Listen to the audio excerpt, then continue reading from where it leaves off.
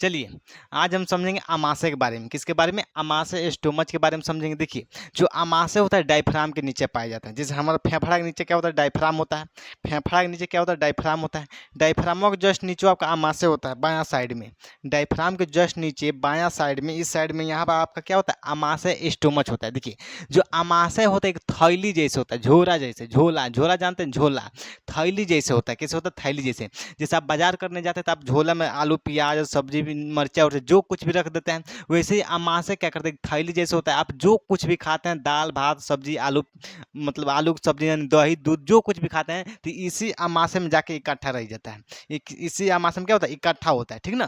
तो क्या होता है? एक थैली जैसे होता है। आमाशय कैसा होता है? थैली जैसे होता है। देखिए, थैली नुमा संरचना होती है। थैली नुमा आमाशय कैसी होती है? थैली नुमा संरचना होती है। ये जे आकार की होती है। इसका आकार कैसा होता है? जे आकार का होता है। जो एबीसीडी वाला जो जे होता है, एबीसीडी वाला जो जे होता है, तो हमारा आमाशय कैसे होता है? तो जे आकार का होता है। संरचना कैसे होती है? जे आकार का। लगभग 25 सेंटीमीटर लंबी होती है। इसका लंबाई कितनी होती है? आमाशय की लंबाई कितनी होती है? तो 25 सेंटीमीटर। 25 सेंटीमीटर लंबी होती है। और जो आमाशय होता है यह हमारा आहार नल का सबसे चौड़ा भाग होता है। आमाशय हमारा आहार नल का सबसे चौड़ा भाग होता है। सबसे चौड़ा भाग होता है। आहार नल का सबसे चौड़ा भाग क्या होता है? आपका आमाशय। यहाँ लिख देते हैं, ये सबसे चौड़ा होता है। आमाशय क्या होता है? सबसे चौड़ा होता है। यहाँ तक किसी को दिक्कत है?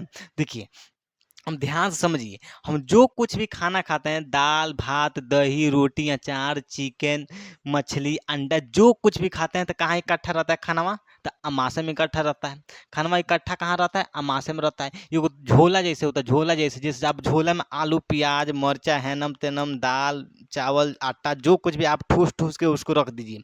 ठूस ठूस को रख देंगे तो एकदम झोलवा तना आ जाएगा। अगर पूरा झोलवा को भल देंगे सामान रख के, तो एकदम तना आ जाएगा। जैसे आपको झोला में आटा रखना है, झोलों में आटा एकदम ठूस ठूस के रख दिए, तो झोलवा एकदम तना आ जाएगा। वैसे जब हम ज़्यादा खाना खा लेते हैं एकदम हुमच के ठोंच के, तो आपका आमाशय एकदम तना आ जाएगा। आमाशय एकदम तना आ जाएगा, जगह ही नहीं रहेगा। ठीक ना? तो आमाशय क्या करता है कि हम जो कुछ भी खाना खाते हैं, वो खाना को इकट्ठा करके रखता है। इकट्ठा करके रखता है एकदम। एक थैली जैसे होता है। आप खाना खाए जाके आमाशय में इकट्ठा हो जाएगा। खाना खाए जाके आमाशय में इकट्ठा हो जाएगा। ठीक है? तो आमाशय देखिए, थैली नुमा आकार होता है। थैली जैसा होता है, जे आकार का होता है। और ये लंबा कितना होता है? तो 25 सेंटीमीटर आमाशय आपका लंबा होता है। देखिए, इस आमाशय में आपका होता है जठर ग्रंथि। क्या होता है? जठर ग्रंथि। जठर ग्रंथि पाया जाता है, जो जठर रस का स्राव करता है, जठर रस बनाता है। जठर रस, जठर रस का स्राव करता है। इस जठर रस में आपका होता है HCl पेप्सिन रेनिन लाइपेज और मतलब एंजाइम होता है। क्या होता है? एंजाइम, जो भोजन को पचाने का काम करता है। क्या करता है? भोजन को पचाने का काम करता है। देखिए, लगभग प्रत्येक व्यक्ति में यानी हर व्यक्ति में यानी हर आदमी में हर व्यक्ति में 3.5 करोड़ जठर ग्रंथियां पाई जाती हैं। कितना? 3.5 करोड़। 3.5 करोड़ यहाँ लिख देते हैं। 3.5 करोड़ जठर ग्रंथियां पाया जाता है हर इंसान में। हर व्यक्ति में लगभग 3.5 करोड़ जठर ग्रंथियां पाई जाती हैं। और यही जठर ग्रंथि जठर रस का स्राव करता है। किसका? जठर रस का स्राव करता है। और जठर रस में आपका HCl होता है लाइपेज होता है पेप्सिन होता है रेनिन होता है, जो भोजन को पचाता है। जो सब लोग सब एंजाइम में क्या होता है? भोजन को पचाने का काम करता है। ठीक है? जिसमें से जो HCl होता है, HCl कीटाणु मारता है। अगर आपके पेट में खाना साथ कीटाणु चला गया है, अगर आप खाना खाएं बिना हाथों धोले खाना खा लेंगे तो कीटाणु को जाना फिक्स है। अगर बिना हाथ धोए खाना खा लेंगे तो आपका पेट में आमाशय में क्या चला जाएगा? कीटाणु चला जाएगा। अगर मुंह में लाइसोजाइम मार दिए तो ठीक है। अगर खूब थेथर कीटाणु हो तो पेटवा में चल जाता है। अगर खूब थेथर कीटाणु हो तो लाइसोजाइम उसको नहीं मार पाता है, मुंह में आमाशय में घुस जाएगा। तो जब आमाशय में जाता है तो यहाँ पे है HCl ऐसे खतरनाक होता है, हाइड्रोक्लोरिक अम्ल है। ये क्या करते हैं? क्या वो बैक्टीरिया को क्या करता है? कीटाणु को मार देता है। कीटाणु को क्या करता है? मारने का काम करता है। ठीक है?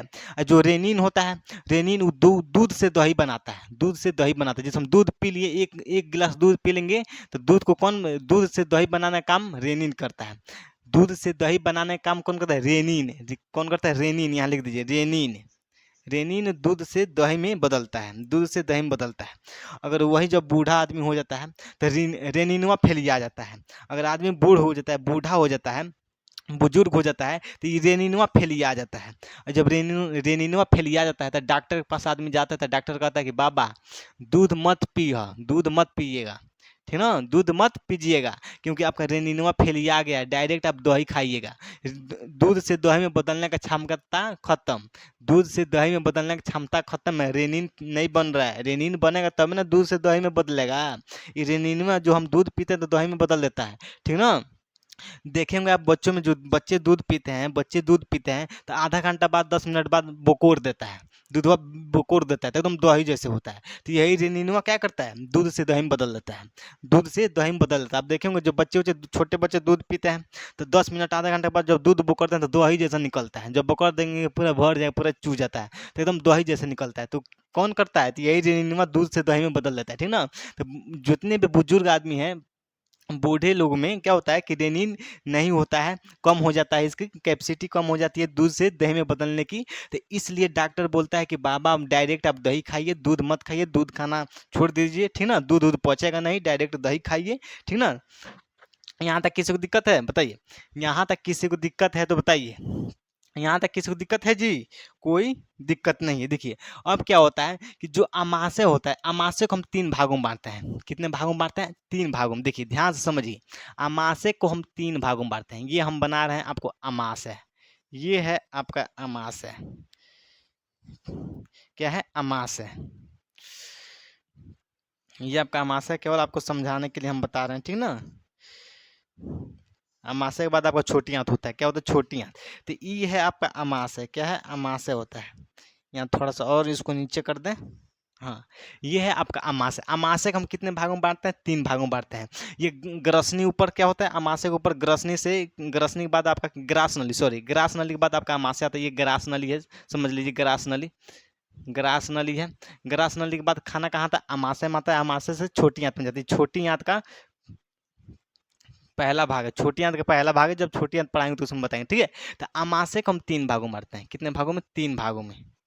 देखिए अमाशय के कितने भागों में, 3 भागों में। आगे वाला भाग को बोलते हैं हम कार्डियक भाग, क्या बोलते हैं, कार्डियक, कार्डियक भाग बोलते हैं। बीच वाले भाग को हम बोलते हैं फंडिक भाग, क्या बोलते हैं, फंडिक, फंडिक भाग बोलते हैं। और सबसे नीचे वाला भाग को बोलते हैं पाइलोरिक, पाइलोरिक भाग बोलते हैं, क्या बोलते हैं, पाइलोरिक। देखिए अमाशय पहले वाला भाग को क्या बोलते हैं, कार्डियक भाग बोलते हैं, बीच वाला भाग को क्या बोलते हैं, फंडिक भाग, और सबसे नीचे वाला अंतिम भाग को क्या बोलते हैं, पाइलोरिक भाग बोलते हैं, ठीक है। देखिए तो बीच वाले भाग में एक कांटा जैसा संरचना पाया जाता है, कांट जैसा रहता है बीच वाले भाग, फंडिक भाग में कांट जैसा संरचना रहता है। फंडिक वाले यानी अमाशय के बीच वाले भाग में कांट जैसा संरचना होता है, जिसको हम रूजी बोलते हैं, रूजी, क्या बोलते हैं, रूजी, रोजी एक कांटा जैसन होता है, अमाशय में निचवा से एकदम कांटा जैसन होता है, ऐसे एकदम कांट जैसन होता है। तो कांट जैसे रोजी का काम ये होता है कि हम जो खाना खाते हैं, खानमा के रोक के रखता है, जो हम खाना खाते हैं, दाल भात सब्जी जो कुछ भी खाना खाते हैं, वो खानमा को रोक के रखता है। अगर ये रोजिया नहीं रहेगा तो खानमा, जब हम अमाशय में आएगा तो खाना सुरक के आ जाएगा छोटी आंत में, एकदम आराम से डुगुर के आ जाएगा छोटी आंत में। तो ये जो रूजी है कांटा जैसन होती है, खानमा के रोक के रखता है। तो कब तक रोक के रखता है, 4 घंटा तक रोक के रखता है, 4 घंटा तक। कहाँ लिख दें हम, यहाँ लिख देते हैं, यहाँ 4 घंटे तक खाना को रोक के रखते हैं। यानी अमाशय में खाना कब कितना घंटा रहता है, लगभग 4 घंटा रहता है। अमाशय में खाना कब तक इकट्ठा रहता है, तो 4 घंटा तक इकट्ठा रहता है, ठीक ना। तो अमाशय का मेन कमों है खाना को इकट्ठा करके रखता है। खाना जो हम कुछ भी खाते हैं तो अमाशय में जाके इकट्ठा हो जाता है, उसके बाद से धीरे धीरे उसका डाइजेशन होता है और आगे बढ़ता जाता है, ठीक ना। तो देखिए ये रूजी क्या करता है, खाना को रोक के रखता है, खाना को रोक के रखता है, जो हम खाना खाते हैं उसको रोक के रखता है। अगर रूजी नहीं रहेगा तो खाना सुरक के आ जाएगा छोटी आंत में, ठीक ना। तो ये रूजी क्या करता है, खाना को रोक के रखता है। कब तक रोक के रखता है, लगभग 4 घंटा तक अमाशय में खाना रोक के रखता है, 4 घंटा तक अमाशय में खाना रहता है, ठीक ना। देखिए कभी कभी क्या होता है कि अब अगर आपका पेट खाली है, आपको भूख लगा है, आपका पेट खाली है, भूख लगा है, तो ये रोजिया जानते हैं क्या करता है, रोजिया आपको गड़ने लगता है। अगर मान लीजिए आपको ऐसे भूख लगे तो आपको पेट दाब के ऐसे नीचे बैठेंगे ना, तो आपको रोजिया गड़ता है, अंदर बस चुभता है, चुभता है, क्योंकि आपका पेट खाली है, पूरा पेट खाली है। तो जब आप पेट खाली है तो यही जो रोजी होता है, कांटा जैसा संरचना होती है, नीचे से कांट जैसे, जब आप ऐसे पेट दाब के बैठेंगे तो आपको एकदम चुभता है, एकदम गड़ता है, अंदर बस आमाशय में गड़ता है, ठीक ना। तो जब किसको होता है, तो ज़्यादातर लोग जो व्रत रहते हैं उनका पेट खाली रहता है, तो उस समय ये रोजी उन लोगों को अंदर से चुभता है, जैसे चूहा काटता है वैसे आपको चुभन महसूस होता है, ठीक ना। किसके कारण, तो यही रोजी के कारण। यहाँ तक किसी को दिक्कत है, देखिए कभी कभी आदमी के पेट में गैस बन जाता है, कभी कभी आदमी के पेट में स्टोम अमाशय में गैस बन जाता है, आदमी गैसिया आ जाता है एकदम। क्यों गैसिया आ जाता है समझिए। जब आदमी एकदम हुमच के खा लेगा, एकदम खूब ज़्यादा एकदम भर पेट खा लेगा, एकदम दम भर खाना खा लेता है, तो पूरा अमाशय एकदम फूल जाएगा, पूरा तना जाता है, एको जगह ये नहीं रहेगा। और खानो खा लेगा, खाना खैले के बाद से 1 लोटा पानियो पी लेगा, खानो खा लेगा, खाना खैले के बाद से 1 लोटा पानियो ढकोर लेगा, पी लेगा। तो देखिए इसमें जो एंजाइम निकलता है, अमाशय में जो जठर रस बनता है, जठर रस स्रावित होता है। अगर खाना खाने के बाद अगर तुरंत आप पानी पी लेते हैं, खाना खाने के बाद तुरंत 1 लोटा पानी पी लेंगे, तो जो एंजाइम निकलता है, HCl है, रेनिन है, पेप्सिन है, यानी लाइपेज है, यानी जितने भी एंजाइम निकलते हैं वो पंछुछुर हो जाता है।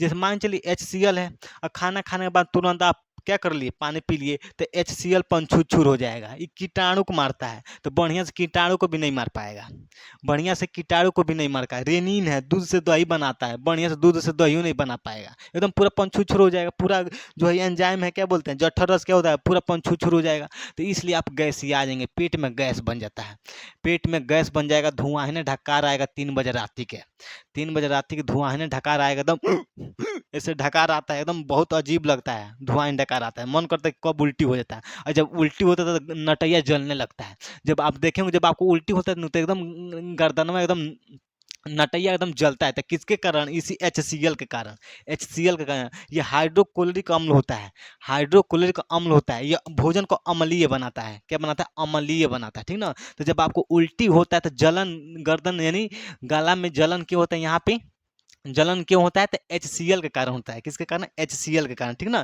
तो इसलिए आप खाना थोड़ा बचा के खाइए, थोड़ा सा खाइए, थोड़ा थोड़ा कई टाइम खाइए, ठीक ना। लेकिन एक बार हुम्मच के खा लेंगे, ये ऊपरा से 1 लोटा पानियो पी लेंगे, तो जो जठर रस होता है पंछुछुर हो जाएगा, एकदम पतला हो जाएगा, भोजन को अच्छे से पचा नहीं पाएगा, तो इसलिए आप गैसिया जाएंगे, इनो पियेंगे, क्या करेंगे, इनो पियेंगे, धुआं है ना ढकार आएगा, ठीक ना। तो आप कोशिश कीजिए कि खाना को कम खाइए, ठीक ना।